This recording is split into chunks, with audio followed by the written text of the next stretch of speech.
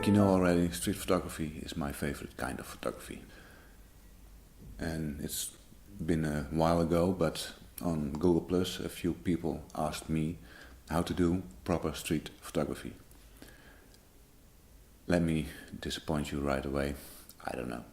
What is street photography? Well, in a certain way, every photography done in a public area could be defined as street photography. For me, street photography is everything about watching and observing people in the streets, how they interact with each other. In street photography, many photographers start talking about cartier-bresson, and here I did it too. Everybody's talking about Decisive Moment. Every street photographer is proud of their capability of catching that particular moment. Personally, I did so too, but I think it's a little bit of bull. Street photography for me is everything about watching people and anticipating on what they're doing and try to catch the most interesting moment of the scene that is developing in front of your eyes. Would that be the decisive moment? Yeah, well. But I'm not talking about a decisive moment, I'm talking about street photography. Although, for me, people have to be in the scene of a street photograph. It's not necessary, and people are not the only important ingredient of a great photograph for me. I have to catch the surroundings. I have to show something of the city or the village the picture is taken in.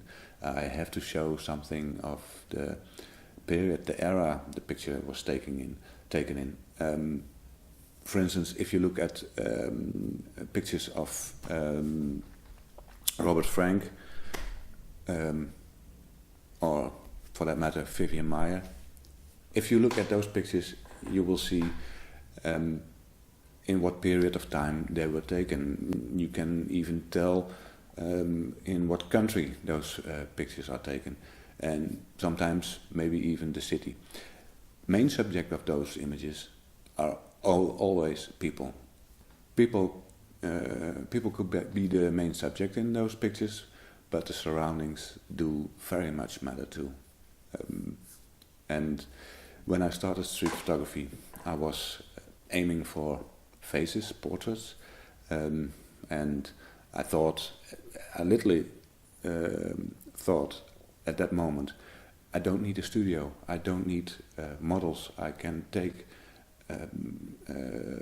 very nice pictures of beautiful people here in the street, and everything is just, yeah, well. Second thought, those are not street pictures, those are street portraits. In fact, you don't see the streets. I will look for some examples, and maybe you're watching at them right now. But they're nice pictures, and some pictures show you even interesting scenes, but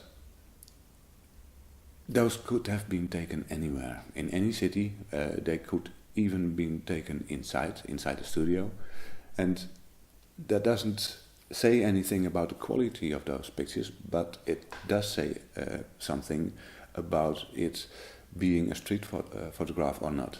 For me, those are not street photographs.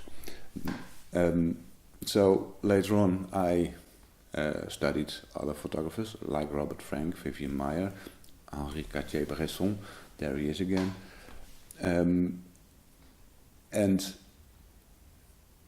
it came to me that there is more of the surroundings, more of the era, the time period.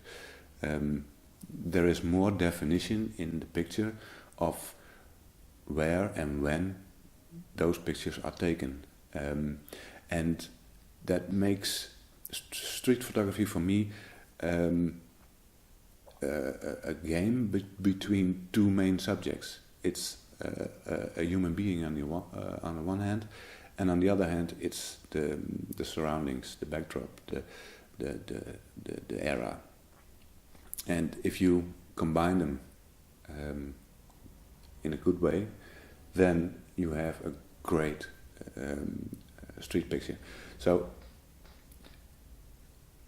I try more and more to look for a great backdrop first, and then wait for people coming in the frame, and hoping for an interesting scene. And in this case, I get back at that decisive moment thing.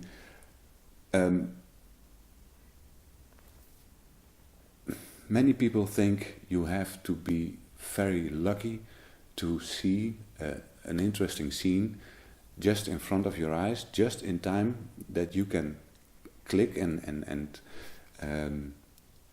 have that scene in your picture. For me, it has nothing to do with luck.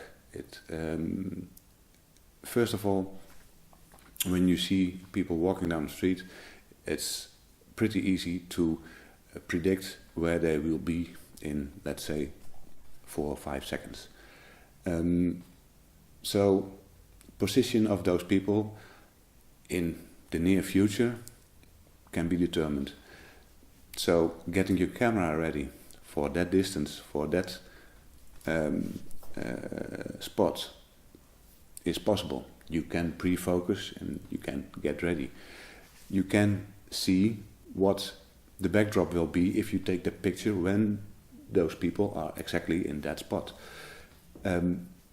So you can compose before the people are in the frame. You know which way they will look, and you can guess at what position they will be in the frame when you click, and you can guess by looking around what other objects or subjects would be in the frame when you click. And of course, it's a matter of seconds, and it doesn't guarantee you it will be like you planning, but 90% chance the picture will just be like you want it to be. And in those 5-6 seconds, that's an enormous amount of time. You're capable enough of thinking very fast. You can take your camera and aim. People are there. In a few seconds they will be there. You can aim. You can focus or autofocus, even better. Aim, have the aperture right, come back to that later, and when they're in the frame, click. Then, did you catch the decisive moment? Well, almost every time. If you take a lot of street pictures, then you're probably able to say that in every street picture you take this way I just mentioned, there is something interesting in it. And of course it's mainly interesting because of the composition you just made. The reading of the picture is easy because of a good composition. So the framing is correct, lighting is correct, people are in the right spot, rule of thirds, leading lines, whatever. That makes the scene already interesting. But you'd be surprised how many odd things are happening at the moment you clicked. A woman just at that moment going through her hair, some guy, you name it. There's always something happening.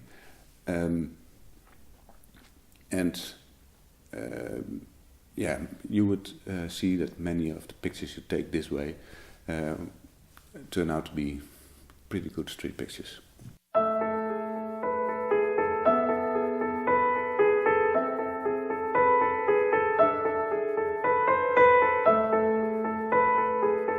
I hope you like this video. If so, please like and subscribe. If you have any questions, leave them in the comments below. And I hope to see you next time. Bye.